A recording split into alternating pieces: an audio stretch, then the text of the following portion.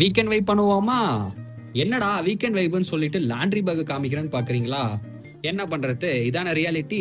Weekend ஆனாலே போதும், ட்ரெஸ்ஸை வாஷ் பண்ணணும், ரூமை கிளீன் பண்ணணும், ஷர்ட் பேண்ட்ல அயன் பண்ணி வைக்கணும். அவன் கேட்பான், என்ன உனக்கு என்னடா நீ ஜாலியா இருக்க ஜாலியா இருக்கன்ட்டு.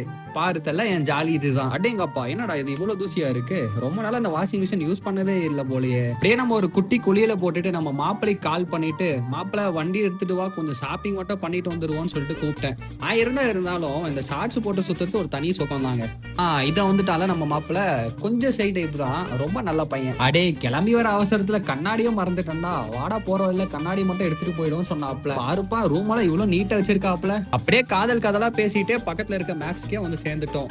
நான் தேடி வந்தது தவிர மிச்சம் எல்லாமே அந்த கடையில இருக்கு. அட என்னடா எனக்கு வந்த சோதனைன்னு சொல்லிட்டு உள்ள போயிட்டு ஒரு ஸ்னாப் மட்டும் போட்டுட்டு கிளம்பி வெளியில வந்தா, 2 அழகான டோலிஸ் பானிபூரி கடையில பானிபூரி சாப்பிட்டு இருந்தாங்க.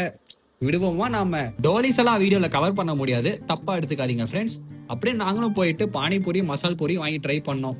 டேஸ்ட் ஓகே தான். சொல்ல மறந்துட்டேன், இந்த ஃபுட் பிளாகிங்லாம் பண்றானுங்கல்ல, டே நீங்களா தெய்வம்டா. ஒரு வீடியோ ஆன் பண்ணிட்டு சாப்பாடு வாயில வச்சா 1000 பேர் பாக்குறானுங்க. எப்படி நீங்க அந்த அழகான எக்ஸ்பிரஷன் எல்லாம் குடிக்கிறீங்கன்னே தெரியல. சடனா நம்ம அண்ணன் கால் பண்ணிட்டு, தம்பி உங்க பர்த்டே ட்ரீட்டும் பெண்டிங்லயே இருக்கு, சீக்கிரம் வாங்க சந்திப்பன்னு கூப்பிட்டாங்க. அதுக்கு என்ன கொடுத்துட்டா போச்சு, 10 நிமிஷத்துல பறந்து வரேன்னு சொல்லிட்டு கிளம்பி போயிட்டேன். பார்ட் 2 வீடியோ நாளைக்கு போடுறேன், இதெல்லாம் மறக்காம பார்க்க நம்மள கொஞ்சம் ஃபாலோ பண்ணிக்கோங்க.